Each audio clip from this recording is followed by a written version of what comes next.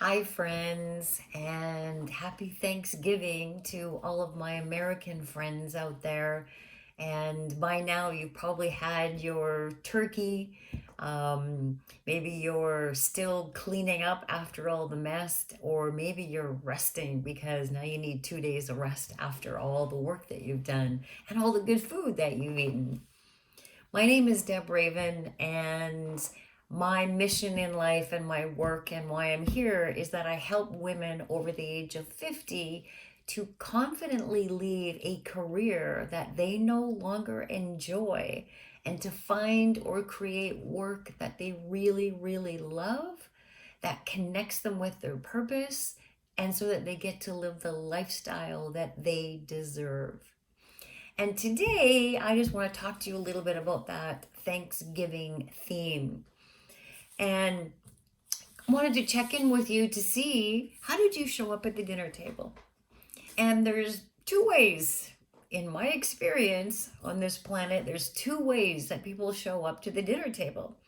They're either happy and joyful and thankful that everyone's together and they're playful and there's lots of laughter, and you look around the table and you're so filled with joy and with love. And then sometimes we show up the exact opposite. We can show up exhausted. We've worked really hard. Some people have taken the whole week off of work for shopping and decorating and preparing and meal prep and maybe travel time. So this can consume an entire week. So maybe when the actual dinner takes place, you're exhausted, you're tired, you're grumpy, you have about this much patience. Um, Maybe a little bit of that martyr syndrome kicks in of, the expectation is that I do all the work or I do all the cleanup, or why is this always falling on my shoulders? And sometimes a little bit of that can show up around the dinner table. Instead of feeling that exuberance and that joy and that thankfulness of having everyone together, we can show up kind of a little bit pissy sometimes. So I invite you to just think about how you showed up and how you prepared before the big events to help you feel a certain way once you got to the dinner table. So, for example, did you ask for help? Either on the day of your big celebration or in the week leading up to it. Did you delegate? Can somebody else do the shopping? Can somebody else do some meal prep, maybe dessert, maybe the decor? Um, did you ask for help? Because often, as women, especially women in their 50s and 60s, we've done it all. We've done it all over lives. Lots of us being single moms, raising kids on our own or grandkids on our own. So we're just used to doing it all on our own. But did you ask for help? And were you approaching this celebration, this meal prep as it being hard? This is difficult. There's too many balls up in the air of things to take care of, and it was really stressing you out because that can happen. Stress is a real thing over the holidays. Maybe you felt that people were taking advantage of you because maybe there's a certain expectation set in your household that you do the majority of things, and maybe you're starting to feel that you're being taken advantage of.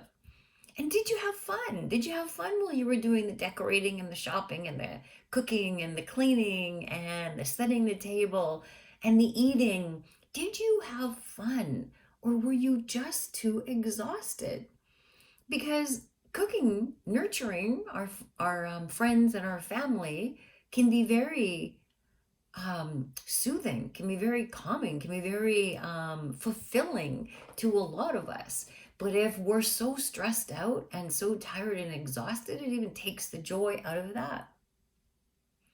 And when you showed up at the table, did you feel that you were showing up as your best self or as a woman who was tired and exhausted and maybe who felt that she didn't get the help or support that she deserves?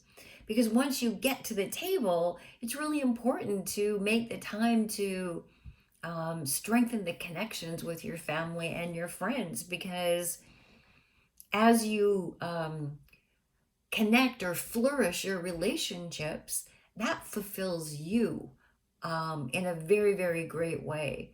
And I hope that you had an opportunity to do just that. Did you feel that you had all the time and the energy that you wanted, or was it kind of a frantic time or a frantic day or a frantic week? Now, studies have shown that how you do one thing is how you do everything. So just let that sink in just for a little bit of a second here as it relates to Thanksgiving. If you were frantic and stressed out and exhausted and tired and had a martyr-like syndrome happening in your head, it's probably a reflection of other areas in your life where maybe you're showing up like that as well.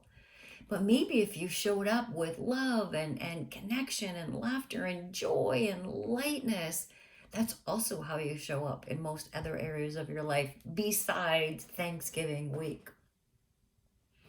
What I have found over the many years of doing this work of helping women to create better lives is that when they are in a situation where they're no longer enjoying their work that they're doing, their career, their job, whatever you want to call it, whatever stage that you're in, when that joy is missing from the work that we're doing for 40 hours a week, then that often seeps very, very quickly into the rest of our life.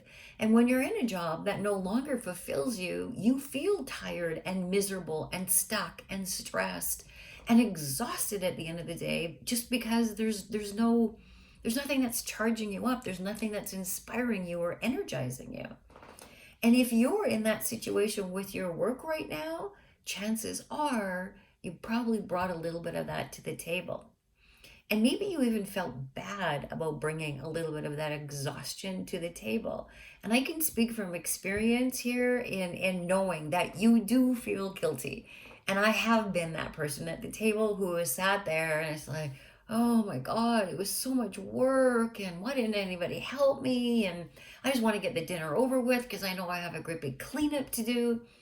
And when you're feeling like that, it usually is a reflection of another area of your life that's not working, like your job. When you feel depleted in your job, you have that lack of energy that shows up in every other area of your life. So, my last question to you is that the way that you want to live? Is that the way that you want to show up? Not only for your friends and for your family in a very, very celebratory week, but is that how you want to show up for yourself? Is that who you want to be? This woman who is constantly feeling tired and unappreciated and doesn't have a lot of joy? Or do you want to be that exuberant, inspired person who lives life on their own terms? And I believe that women in their 50s and 60s should be able to do work exactly what kind of work they want to be doing. And I know we all have bills to pay. I'm no different than you in that respect. We all have bills to pay. But we can find or create work that we really love to do and get paid very well while we're doing it. It's not going to happen overnight. There's no instant magic pills here, but there is a process that you can go through to, first of all, believe that it's really possible, and then the strategies to actually achieve that. So during this week of being thankful, I'm thankful to you for being a part of this community and watching my videos. So I'm grateful for that. I'm grateful for this opportunity to serve each and every one of you. And if you are in a situation where you want to show up differently in your life, then I invite you to book a 45-minute clarity call with me where we just jump on the phone, we see what's going on in your work life, what's not working, and then we take a look at maybe what you do want to be doing instead. And if I can help you bridge that gap, then I'm going to talk to you about what that looks like. And if not, then at least you're going to get a lot of clarity on the call and you're going to know some exact next steps that you can take. Now, this phone call is for people who are committed to making a change. If you just want somebody to chat with for 45 minutes and, complain to about, how yucky your job is, then I'm not your gal. But if you are really considering getting some professional help to make some changes, which is a sign of courage and strength, ladies, by the way, we all need help in different areas of our life. That's why I started with that question. Did you ask for help for dinner? Are you asking for help in your life?